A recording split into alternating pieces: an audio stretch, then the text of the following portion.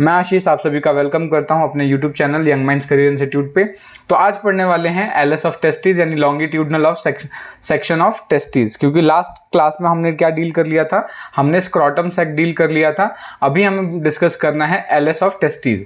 तो अगर हम एलएस ऑफ टेस्टिस की बात करें तो जनरली टेस्टिस में क्या होता है, अगर हम बाहर से अंदर की तरफ देखें यानी अंदर से बाहर की तरफ अगर स्ट्रक्चर्स को देखें तो हमें दिखता है कि जो टेस्टिस है, टेस्टिस के ऊपर 3 लेयर होती है। ठीक है, टेस्टिस के ऊपर 3 लेयर होती है।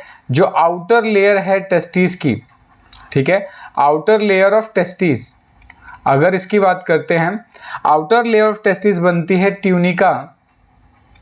ट्यूनिका वेजाइनलिसिस। ठीक है, अब आप में बड़े डाउट होगा कि इसमें वेजाइनलिसिस कहाँ से आ गया। ठीक है, तो ये आपको कंफ्यूज होने की जरूरत नहीं है, ये यहाँ पे भी है ट्यूनिका वेजाइनलिसिस।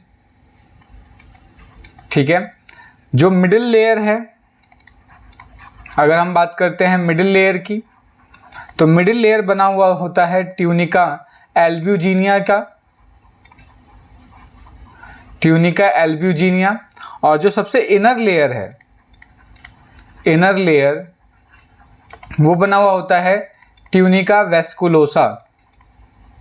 ठीक है, अब ये 3 लेयर क्या है, यानी टेस्टिस को अगर हम काटेंगे, एलएस सेक्शन ले रहे हैं यानी सीधे सीधे, जैसे लेट से ये है, अगर इसको एकदम सीधे सीधे काटेंगे तो ये जो सेक्शन बनता है इसको बोलते हैं वर्टिकल सेक्शन। जो हम ले रहे हैं इसको बोलते हैं लॉन्गिट्यूडनल सेक्शन। तो लॉन्गिट्यूडनल सेक्शन में हमें क्या देखने को मिल रहा है कि जो टेस्टिस है, टेस्टिस के ऊपर 3 लेयर प्रेजेंट है। पहला है tunica वेजाइनलिसिस, tunica albuginea and tunica वेस्कुलोसा।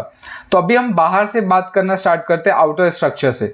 तो ये जो आउटर स्ट्रक्चर आप देख रहे हो, इस आउटर स्ट्रक्चर को क्या बोलेंगे, ट्यूनिका वेजाइनलिसिस बोलेंगे। इसको बोलेंगे ट्यूनिका वेजाइनलिसिस, ये सबसे आउटर लेयर है। ठीक है, उसके बाद आता है सबसे ये अंदर वाली लेयर, जिसको आप क्या बोलेंगे, ट्यूनिका एल्ब्यूजिनिया। जो अंदर वाली लेयर आप देख रहे हो, दैट अंदर वाली लेयर इज कॉल्ड एज, यहाँ पर ऑलरेडी मेंशन है, ट्यूनिका एल्ब्यूजिनिया। ठीक है, और सबसे इनर जो लेयर होती है, जो इसको क्रॉस करके रखते हैं, इसके चारों तरफ जो लेयर प्रेजेंट होती है, इसको बोलते हैं ट्यूनिका वेस्क्यूलोसा। इसको क्या बोलेंगे, ट्यूनिका वेस्क्यूलोसा। तो टेस्टिस के ऊपर ये 3 लेयर प्रेजेंट होती हैं, और इन 3 लेयर्स की वजह से टेस्टिस के अंदर छोटे छोटे कंपार्टमेंट्स देखने को मिल जाते हैं। इन कंपार्टमेंट्स, ये जो कंपार्टमेंट, ये जो इतना स्ट्रक्चर है, ये क्या है, कंपार्टमेंट बनता हुआ दिख रहा है आपको। इस कंपार्टमेंट को हम बोलते हैं सेप्टुला टेस्टिस। इसको बोलेंगे सेप्टुला टेस्टिस बोलते हैं। और ये जो सेप्टुला टेस्टिस है, इसका अमाउंट एक टेस्टिस के अंदर 250 से 300 की रेंज में होता है ये। ठीक है, और इस हर एक कंपार्टमेंट के अंदर ये इस तरीके से जिगजैग पोर्शन में आपको स्ट्रक्चर जो दिखता है, इसको हम क्या बोलते हैं, इसको बोलते हैं सैमनीफेरस ट्यूब्यूल्स। ऑलरेडी इसको मेंशन कर रखा है यहाँ पे, इसको बोलते हैं सैमनीफेरस ट्यूब्यूल। तो एक टेस्टिस के अंदर, या सिंपली बोले एक कंपार्टमेंट में 3 से 4 होते हैं, एक कंपार्टमेंट में 3 से 4 होते हैं। तो ओवरऑल एक टेस्टिस के अंदर इसका जो नंबर है सैमनीफेरस ट्यूब्यूल का, वो 750 से 1000 के बीच में होता है। ये एक टेस्टिस में है। तो जनरली टेस्टिस क्या होता है, पेयर में होगा तो इसका जस्ट डबल हो जाएगा, यानी 1500 से 2000 के बीच में सैमनीफेरस ट्यूब्यूल्स प्रेजेंट होते हैं ईच टेस्टिस में। अब ये जो सैमनीफेरस ट्यूब्यूल हैं, ये सैमनीफेरस ट्यूब्यूल कंबाइन होकर एक सिंगल इस तरीके का आप ये देख रहे हो, एक सिंगल ट्यूब्यूल बनाता है।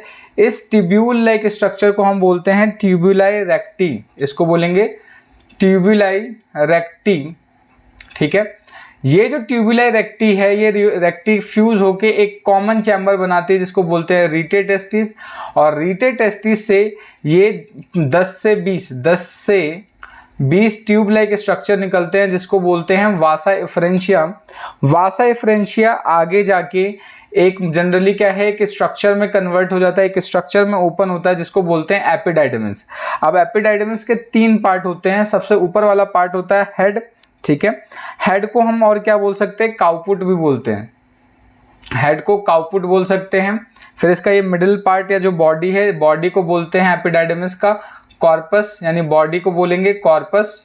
ठीक है, और टेल को बोलते हैं काउपुट। ठीक है, सॉरी, टेल को बोलेंगे कॉडा। इसको क्या बोलेंगे, कॉडा ऑफ एपिडाइडमिस।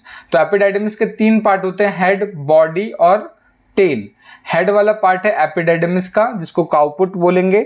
बॉडी वाले को कॉर्पस बोलते हैं और टेल को बोलते हैं कॉर्डा। ठीक है, अब यहाँ पर जो टेस्टिस है, टेस्टिस के अंदर ये जो एपिडाइडमिस है, एपिडाइडमिस का काम होता है कि यहाँ पे जो भी स्पर्म बन के आता है उसका टेम्परेरी स्टोरेज करता है, साथ के साथ फंक्शनल मैच्योरेशन में हेल्प करता है। ठीक है, टेस्टिस को यहाँ पे टेम्परेरी स्टोर करेगा प्लस फंक्शनल मैच्योरेशन में हेल्प करता है। अब यहाँ से जाने के बाद एपिडाइडमिस के बाद ये ओपन होता है, जिसको बोलते हैं एपिडाइडमिस के बाद जिस ट्यूब में ओपन होता है इसको बोलते हैं वास डिफरन।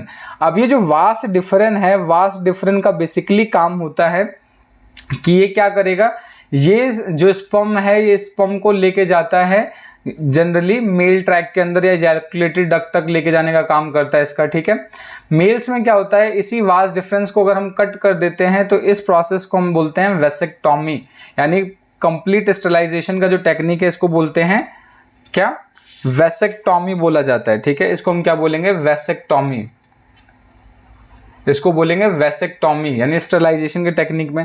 तो अगर हम स्पर्म की पाथवे का बात करें, स्पर्म कैसे जाएगा, तो सबसे पहले क्या होता है, सेमनीफेरस टिब्यूल, पहला होगा सेमनीफेरस टिब्यूल। सेमनीफेरस टिब्यूल के बाद ये छोटे छोटे स्ट्रक्चर जिसको हम क्या बोलते हैं, ट्यूबुलाई रेक्टी, फिर क्या आएगा ये आपका ट्यूबुलाई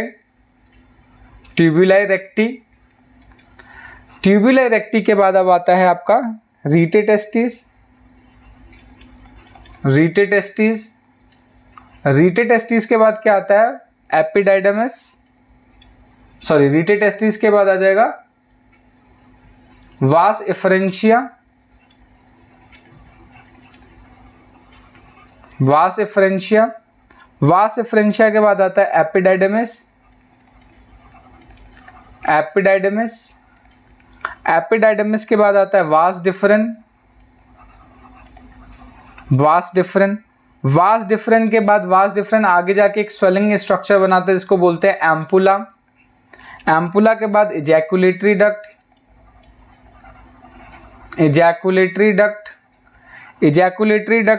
के बाद क्या होगा, इजैकुलेशन होता है, इजैकुलेशन। अगर मेल की बॉडी से बाहर सीमन रिलीज होता है उसको बोलते हैं इजैकुलेशन, और फीमेल वजाइना में रिलीज होता है तो उसको बोलते हैं इंसेमिनेशन। तो release of semen into female vagina is called as insemination, but simple male body से बाहर निकलने को बोलते हैं इजैकुलेशन। तो ये क्या है, ये स्पर्म का पाथवे हो जाएगा। ये सारा का सारा क्या है हमारा, पाथवे ऑफ स्पर्म।